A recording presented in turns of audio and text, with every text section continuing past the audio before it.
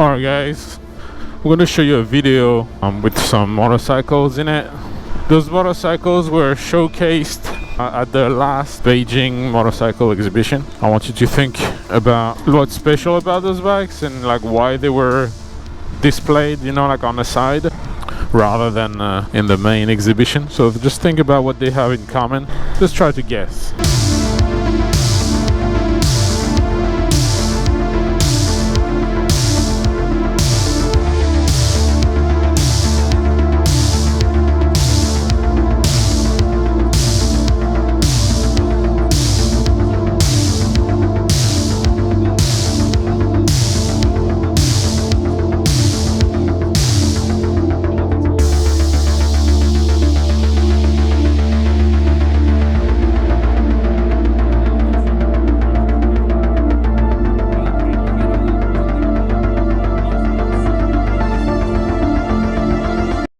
Okay, you got it.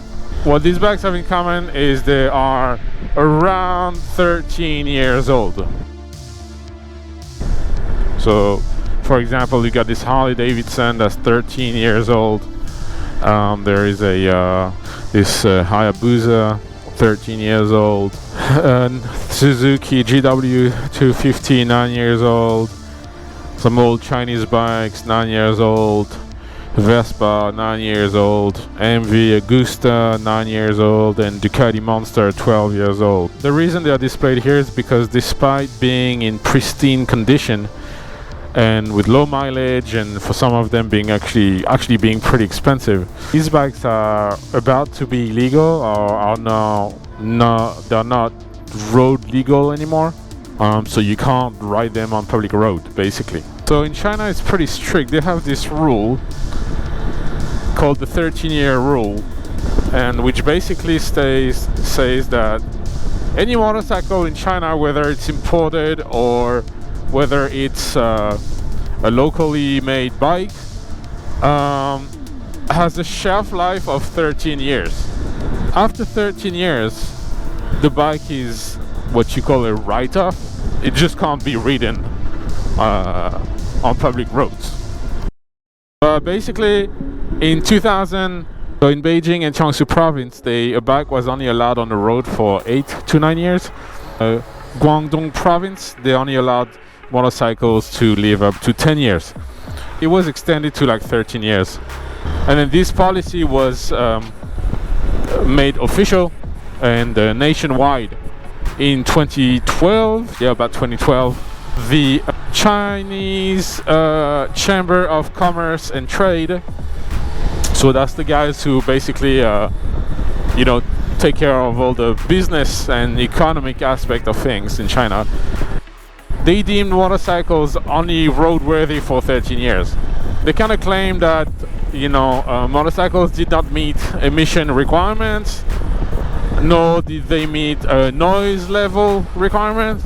I guess like to try to avoid having like too many old bikes on the road, they just said, okay, well, after 13 years, like, you know. They also said that bikes that are older than 13 years potentially pose a threat to public safety.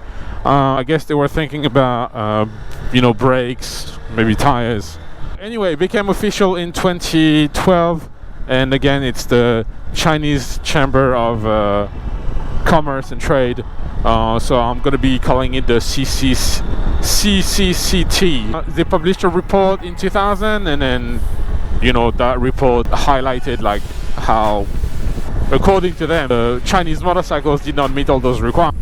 This is the scientific basis behind the rule. It's very much like a planned obsolescence, and then we've had this in the West before. Because another claim by the CCCT is that it's good for the economy and it encourages technological innovation and progress. So it's supposed to be good for the Chinese motorcycle industry and technology.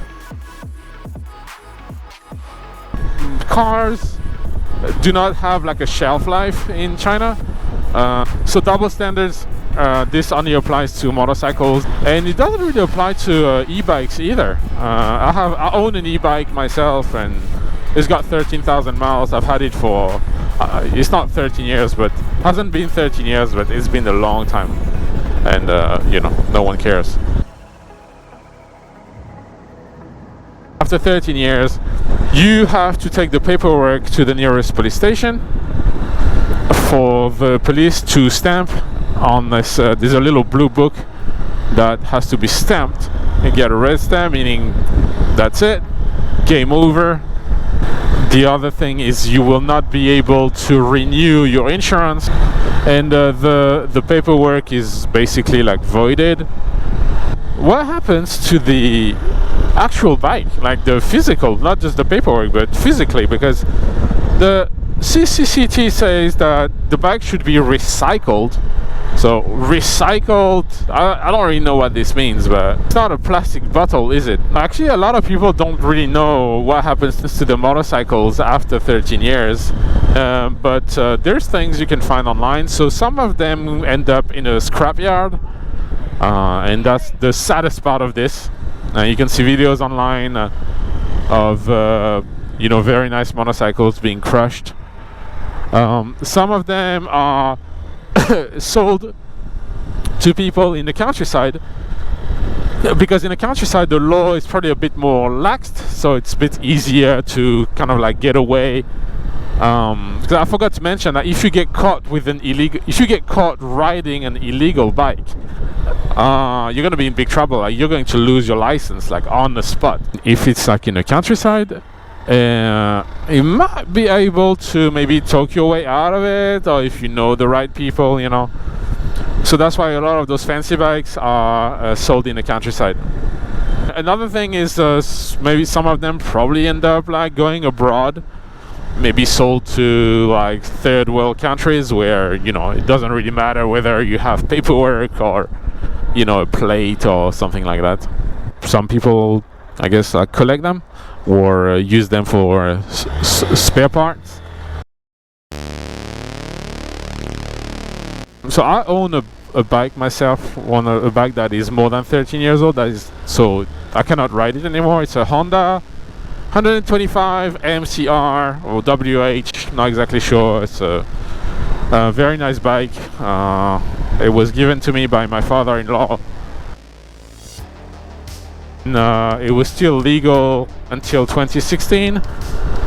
So I rode it, yeah, for like 2 years, 2014 to 2016. Then it became illegal, and now I use it to like, you know, practice, like tinkering. I like tinkering on motorcycles, and I just like to look inside and stuff. So I just use it as like a practice bike, a training bike. But yeah, still a shame because it was a very nice bike, and I didn't want to sell it. Everything is good. Tires, brakes, engine. This bike was first registered in 2004, as you can see here, 2004. So at 13 years, that's 2017. This bike went through a technical inspection in 2012, 2013, 2011. Don't know why it's not in the right order. 2011, and then 2016 was the last one. And after, so this bike was written off in 2017. Okay. So this is my Benelli, and it had its first technical inspection last month. So it's now 6 years old, because the first technical inspection is due after 6 years, meaning this bike has only got 7 years left to live. This is really, really sad, because it's very good.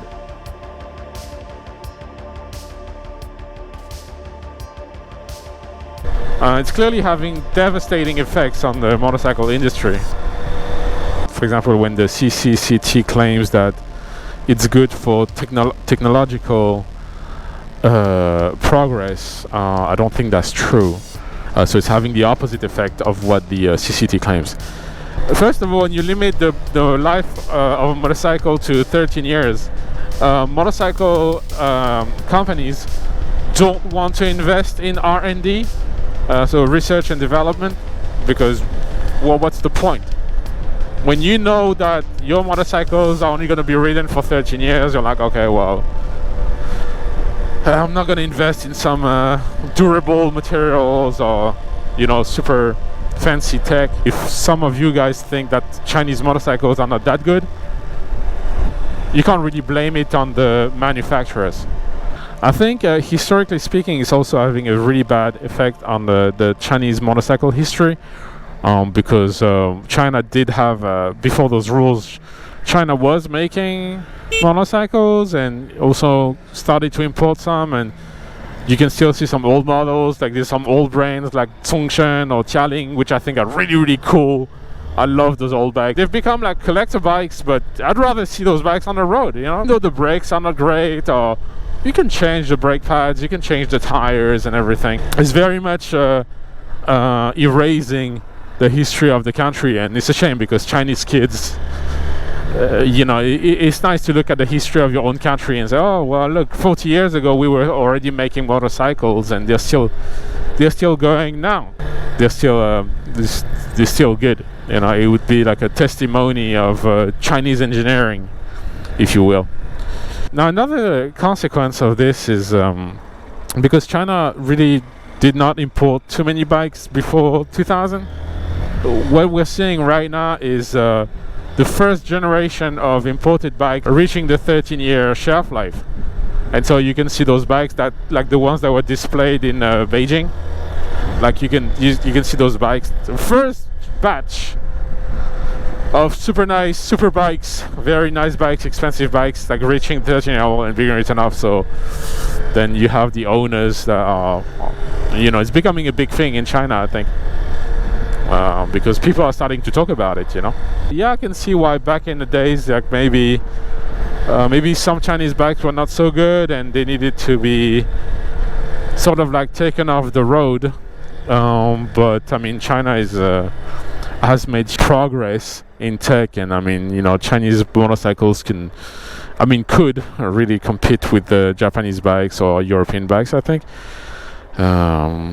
So there's no reason for having this law anymore. Yes, but the law itself has become obsolete. The bikes that have been around for decades and that are perfectly working. You know, the thing is, China already has like safety checks and technical inspections in place. I made a video about this. Make sure to check it out, where I took my Benelli to its technical inspection, so which is quite good, I think. And so there's no reason to have the bike become illegal after 13 years. You could just check its condition, and then if everything is good, if the brakes are bad, then you just tell the owner change the brake pads, right? If the tires are too smooth, or you know, then you know, you change the tires, right?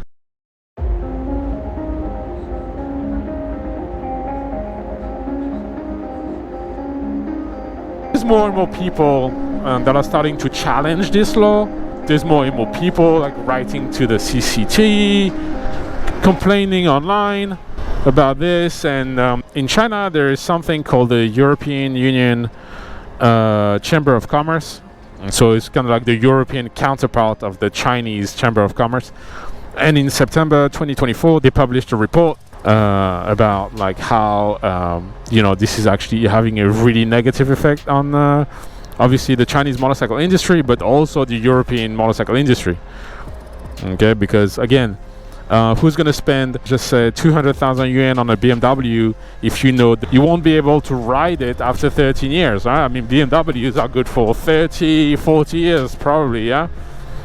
So it's also hurting the European sales of European bikes in China, which is why the European Chamber of Commerce wrote to them. So that was a positive thing. That was last year. There's been some positive response from the CCT itself, who says that, for example, recently someone wrote to them, and their answer was that they're actually going to look into this. So they're going to reevaluate, reconsider the way they assess the roadworthiness of a bike. So rather than being based on age, which makes no sense, it would be based on the condition of the bike.